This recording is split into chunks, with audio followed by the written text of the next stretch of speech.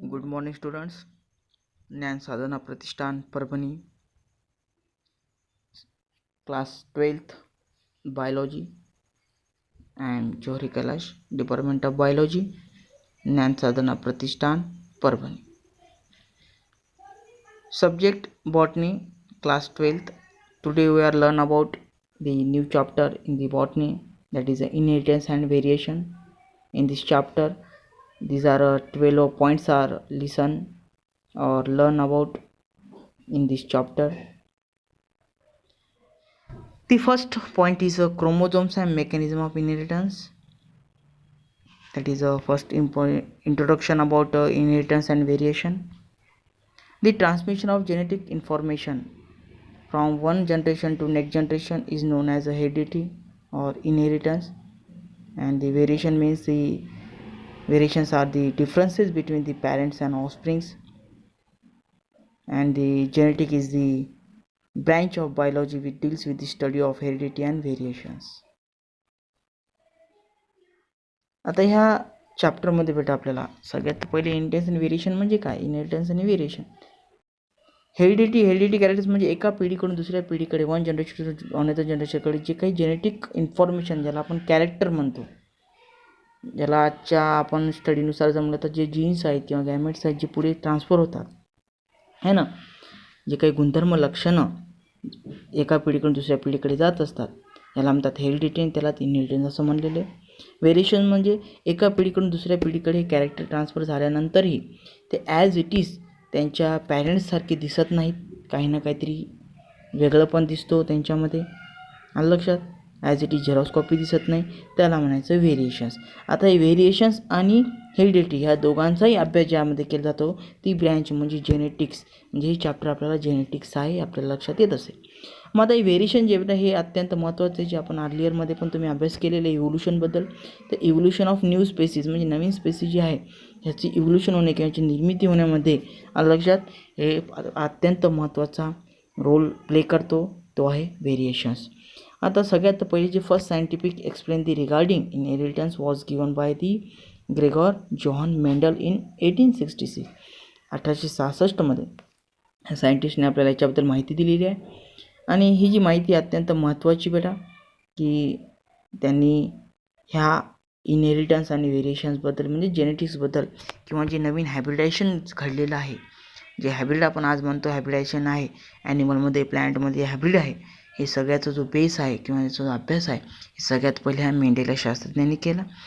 आता Mendel first gave the accurate explanation for the mechanism of inheritance by using hybridisation technique.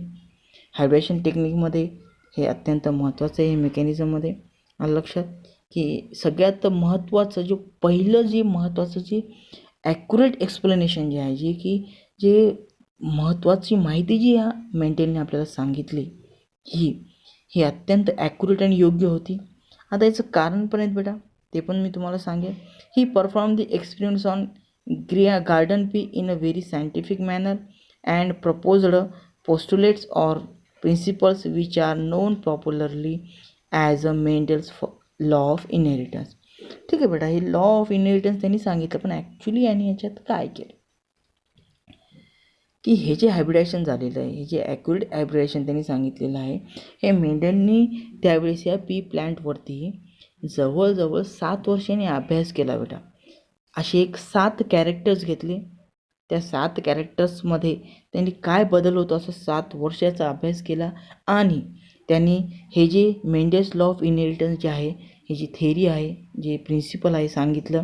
आणि सांगत असताना बेटा त्यावेळेस यांनी सांगितलेलं आहे जॉर्ज मेंडेलनी की ज्या वेळेस तुम्ही आता अभ्यास केलेला आहे की कोणत्याही प्रकारची डिस्कवरी त्यावेळेस झालेली नव्हती.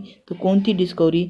मिओसिस, मायटॉसिस, क्रोमोझोम्स, आणि त्यावेळेस कोणतंही त्यांनी मायक्रोस्कोप वगैरे याचा अभ्यास न यूज करता त्यांनी ही जी गोष्ट सांगितली अत्यंत महत्त्वाची होती, पण त्यावेळेस लोकांनी मान्य केली नाही.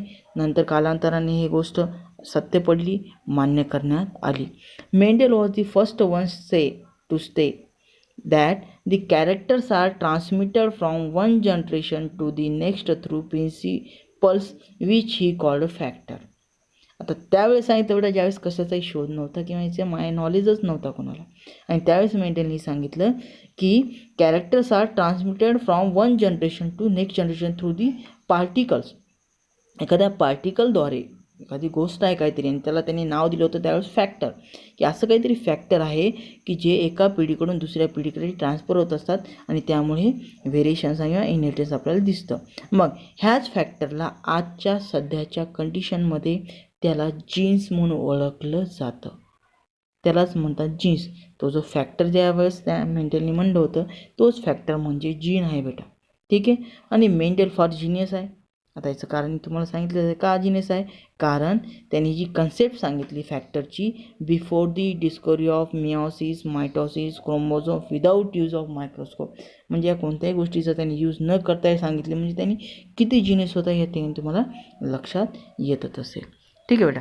आता हे जे मेंडेलनी जे अभ्यास केला, जे काही एक्सपेरिमेंट केले, त्यांनी हे 7 वर्ष एक्सपेरिमेंट केलं, मग हे सक्सेस झालं. आणि सक्सेस होण्यामागची जे काही कारणं आहेत किंवा रिझन आहेत ते त्या तुम्हाला अत्यंत महत्त्वाची माहिती करून घेणं. His experiments were carefully planned and involved large sample. यांनी केअरफुली प्लॅन करून आणि केअरफुली एक्सपेरिमेंट करून जवळपास यांनी 7 वर्ष एक्सपेरिमेंट केलं, आणि त्यामुळे आणि ह्याचा जो माहिती आहे यांनी जे काही थेरी सांगितल्या त्यालाच आपण लॉ म्हणतो, ह्यालाच परत मेंडेलिझम म्हणूनही ओळखलं जातं बेटा, हे त्यांनी सांगितलं. He carefully record the number of plants of each type and express his results as a ratio.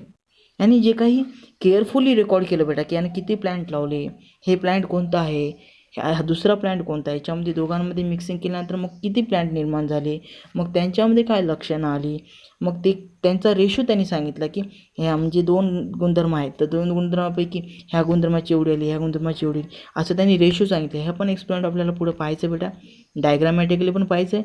आणि ते डायग्रामॅटिकली हे रेशो पाहत असताना किंवा याचा अभ्यास करत असताना त्यांनी जे जे काही गोष्टी किंवा त्या ठिकाणी मांडलेल्या आहेत किंवा ज्या ज्या गोष्टींचा मुद्द्यांचा त्यांनी विचार केला आहे ते सुद्धा आपल्याला पाहायचं आहे. ते पाहून नंतर मग आपण त्या ठिकाणी डायग्रामॅटिकली एक्सप्लेनेशन काय केले हे पाहूया, ठीक आहे. मग अजून त्यांनी दुसरा मुद्दा कोणता पाहिला सक्सेस होण्यामध्ये, इन दी प्लीप and contrasting characters can be easily recognised. म्हणजे जे काही विषम कॅरेक्टर्स किंवा वेगवेगळे कॅरेक्टर आहेत त्यांनी इझिली रिकॉग्नाइज केले त्यांनी.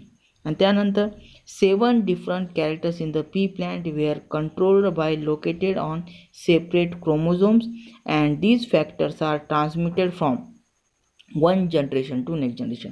आणि ह्याने असे काही ह्या पी प्लॅन्टमध्ये 7 कॅरेक्टर सांगितले किंवा पाहिले की जसं की डॉमिनंट अँड रेसेसिव्ह कॅरेक्टर घेतले त्यामध्ये.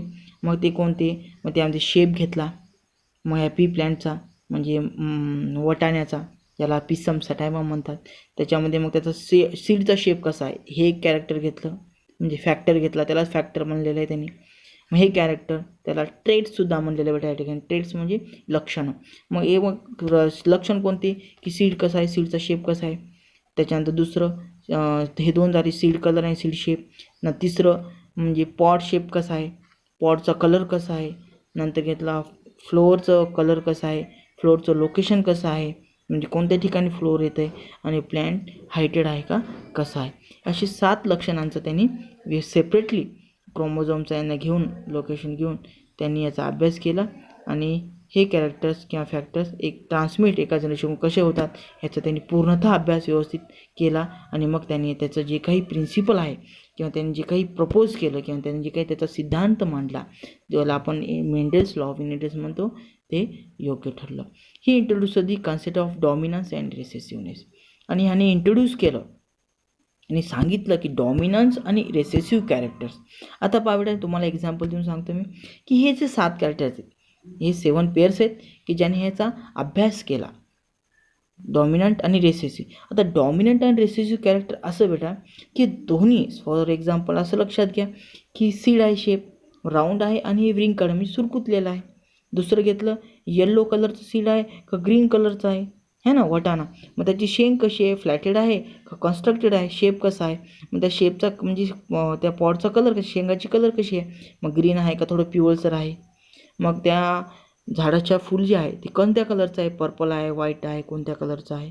फ्लोअरचं लोकेशन कुठे आहे, म्हणजे ॲक्झियल पोझिशनला फ्लोअर येतं का इथं टर्मिनल पोझिशनला तुम्ही डायग्राममध्ये पाहू शकता की पोझिशन कशी आहे. आणि मग प्लॅन्टची हाईट कशी आहे, म्हणजे हायटेड खूप उंच होतो प्लॅन्ट का बुटका राहतो प्लॅन्ट, म्हणजे एवढ्या गोष्टींचा त्यांनी अभ्यास केला. आणि यामध्ये हे एक कॅरेक्टर घेतलं आणि कॅरेक्टर यापैकी घेऊन त्यामध्ये मग डॉमिनंट आणि रेसेसिव्ह. डॉमिनंट म्हणजे बेटा की त्याच्यामध्ये दिसतंय कसं, आलं लक्षात, आणि रेसेसिव्ह मी त्यात लपलेलं, आलं लक्षात. हे कॅरेक्टर म्हणतात. हे पॅरेंट्स म्हणून घेतले आणि यामध्ये त्यांनी नंतर एक्सपेरिमेंट करून मेंडेलनी आपलं एक्सपेरिमेंट सांगितलं आणि मग हे जे लॉ आहे त्यांनी आपलं सांगितलं. असं 7 वर्ष त्यांनी अभ्यास करून त्यांनी सांगितलं बेटा.